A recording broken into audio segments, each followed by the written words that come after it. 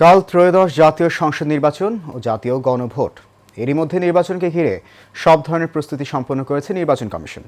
দেশজুড়ে বাড়ানো হয়েছে নিরাপত্তা।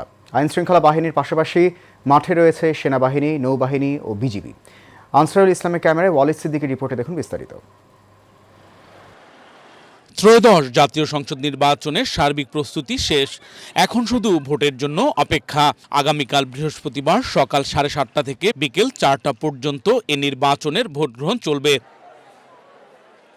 নির্ধারিত সময়ের মধ্যে কেন্দ্রে কেন্দ্রে নির্বাচনী সরঞ্জাম পৌঁছে যাবে বলে জানিয়েছেন রিটার্নিং কর্মকর্তা শরফ উদ্দিন আহমেদ চৌধুরী। আমাদের যে ভোট কেন্দ্রগুলোতে যে মালামাল বিতরণের যে কাজ, এটা সকাল থেকে শুরু হয়েছে। আমরা চেষ্টা করছি দিনের আলোতেই যাতে আমাদের সকল প্রিজাইডিং অফিসার তাদের কেন্দ্রের মধ্যে যে পৌঁছতে পারে।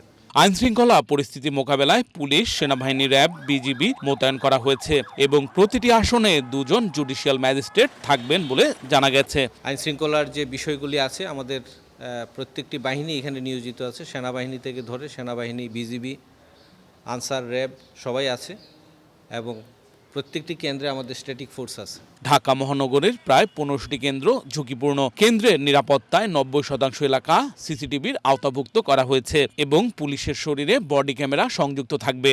কেন্দ্রের যে নিরাপত্তার যে বিষয়টি, আমরা এইবার প্রথমবারের মতো কিছু বিষয় সংযোজিত হয়েছে, যেমন সিসিটিভি ক্যামেরার আওতায় আনার চেষ্টা করেছি। বিশেষ করে যেগুলো আমাদের অতি গুরুত্বপূর্ণ কেন্দ্র, এগুলো তো শতভাগ আসছে।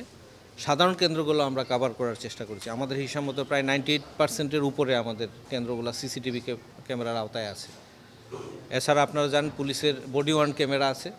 এছাড়া জাতীয় সংসদ নির্বাচন উপলক্ষে রাজধানীতে বিজিবির 3টি স্পেশাল পেট্রোলিং টিম টহল দিচ্ছে। মোট 9টি এপিসি ও 3টি পিকআপ রয়েছে এই টহল টিমে। Walid Siddiqui, Asian television, Dhaka.